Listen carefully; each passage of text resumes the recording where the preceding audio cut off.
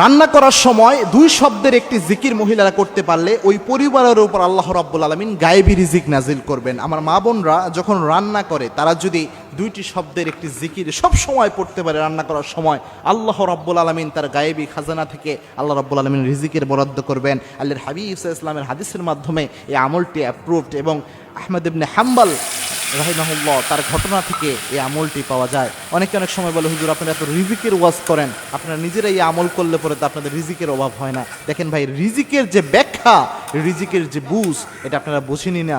রিজিকের সর্বনিম্ন স্তরকে বলা হয় টাকা পয়সাকে রিজিকের সর্বনিম্ন স্তর বলা হয়। রিজিকের সর্বোচ্চ স্তর হচ্ছে আপনার সুস্বাস্থ্য, আপনার যে সুসন্তান, নেককার স্ত্রী, এই সবই রিজিকের অন্তর্ভুক্ত। আপনি সুস্থ রয়েছেন যে, এটাও একটা রিজিক। সুতরাং শুধু টাকা পয়সাকে রিজিকের স্তর মনে করেন না, বরং money is the lowest stage of risk.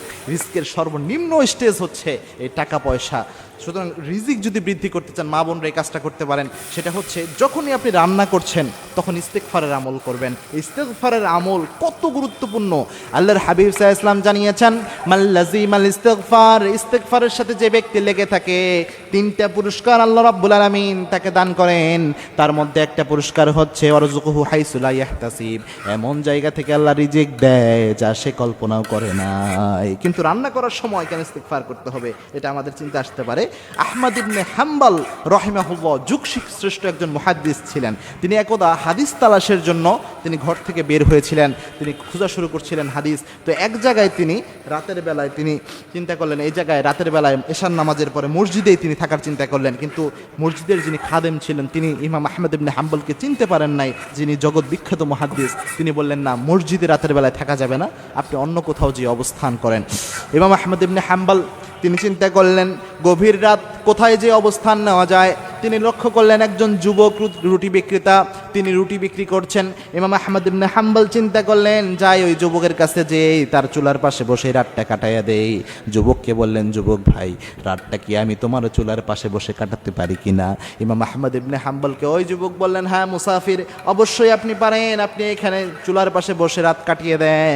ইমাম আহমদ ইবনে হাম্বল তিনি লক্ষ্য করলেন, যুবক যখন রুটি বানাচ্ছে তখন যুবক পড়ছে আস্তাগফিরুল্লাহ, রুটির খামির যখন তৈরি করে তখনও পরে আস্তাগফিরুল্লাহ।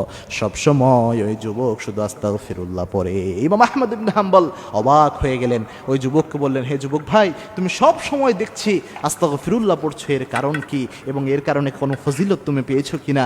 ওই যুবক বলছেন, হে মুসাফির, এই আস্তাগফিরুল্লাহ পড়ার কারণে আল্লাহ রাব্বুল আলামিন আমাকে মুস্তাজাবুদ দাওয়া বানিয়ে দিয়েছেন। আমি আমার জীবনে যা দোয়া করেছি সব দোয়া আল্লাহ রাব্বুল আলামিন অ্যাকসেপ্ট করে নিয়েছেন।